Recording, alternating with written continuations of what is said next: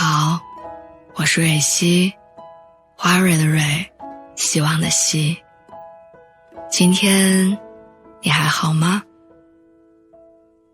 无论你在哪儿，无论今天你经历了什么，我的声音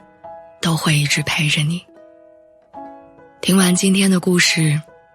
祝你晚安，做个好梦。我记得11月初的时候，我去一个朋友家里做客，他指着外面黄绿相间的树叶跟我们感叹着说，没想到已经11月份了，叶子居然还有绿色的。我那个时候在心里暗暗地庆幸着，好像一切都还来得及，我可以这周末去山里转转，好好感受一下秋天。结果几天之后，我再想起这件事儿的时候，我抬头看见的只剩下光秃秃的树杈了。我不知道你有没有发现，好像工作之后这样的事情经常出现在我们的生活里。因为加班，我只能在深夜翻朋友圈的时候才会知道，那一天的傍晚，北京有过多么漂亮的晚霞。因为离家距离远，我总是在爸妈睡下以后才后知后觉地跟他们补一句生日快乐。因为把工作群置顶，我在几天之后才发现，闺蜜竟然已经当了妈妈。你知道那些细小的遗憾，它们一点一点堆积着，时间久了会变成巨大的委屈跟迷茫。我开始问自己，这是你真正想过的生活吗？你开心吗？如果有重新选择的机会，你依然会走这条路吗？我最近在看一部豆瓣评分很高的国产剧，叫《在你的冬夜里闪耀》。这部剧给了我答案。作为一个以平行时空为背景的故事，《在你的冬夜里闪耀》让选择这个折磨着无数成年人的命题，变成了具象化的 Plan A 和 Plan B。剧中马思超所扮演的木子李，在原本的时空里是一个创业成功的老板，为了眼前的这份成就，远离家乡和父母，一个人在大城市打拼。而在另外一个时空里的木子李，创业失败，他的日常从处理不完的文件变成了躺在沙发上嗑瓜子儿追剧，在结冰的湖面上冰钓，在赚不了几个钱的小餐馆里跟鸡毛蒜皮斗智斗勇。某种程度上来说，这样的木子李可以用失败来定义。可正是这个失败的他，拥有了那个成功的木子李所丢失掉的一切。妈妈做的一日三餐，好朋友叽叽喳喳的饭局，喜欢的女孩在身后的甜蜜。所以你看，人生的这道题，怎么选择都会有遗憾，怎么选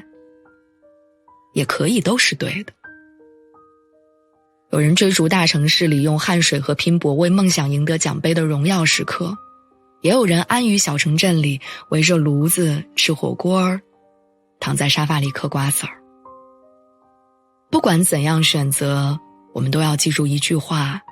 人生最重要的不过是2样东西，不能错过：最后一班回家的车和那个爱你的人。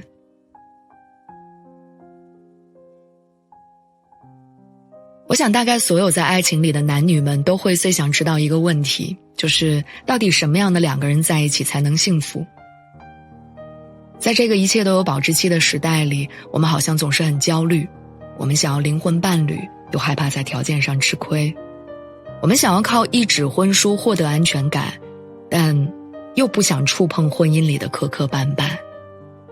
我们想要长久的陪伴，却总是不肯先迈出一步，去成为那个给予陪伴的人。于是我们越来越焦虑，也越来越不快乐。可是人生里最难的一刻，从来都不是怎样保证万无一失，而是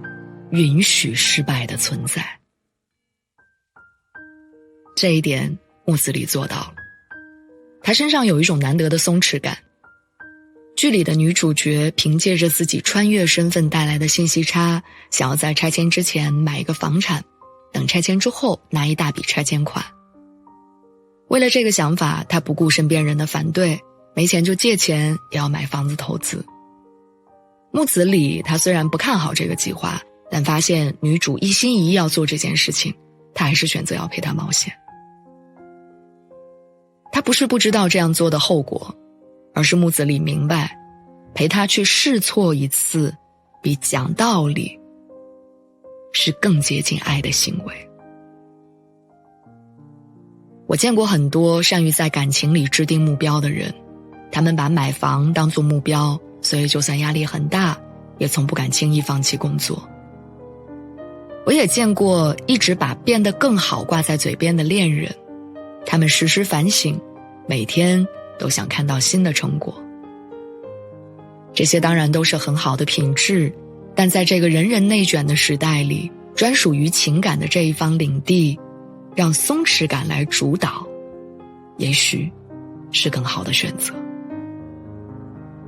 就像剧里面读高3的弟弟突然要学画画，全家人都反对，但木子李会告诉他说18岁失败了没什么。当开启餐厅无人问津，好不容易来的顾客却只想吃一口家常菜，大家愣在那儿不知所措的时候，木子李会告诉对方说家常菜没问题。我们的人生没有模板，你可以为聚光灯下的任何人鼓掌，但不必把他们当成你的人生目标。你可以在跌倒之后拍拍泥土，继续跑起来，但趴在原地跟洞里的蚂蚁玩一下午，我相信它也是个不错的选择。就算这个世界上真的有平行时空，我们不能总把当下弥补不了的遗憾全都留给那个时空的自己去弥补，我们应该让2个时空里的自己都活成没有遗憾的样子。如果你曾经在夏天错过了晚霞，在秋天错过了叶子，那这个冬天，希望你不会再错过火锅和下的那场雪。晚安，祝你好梦。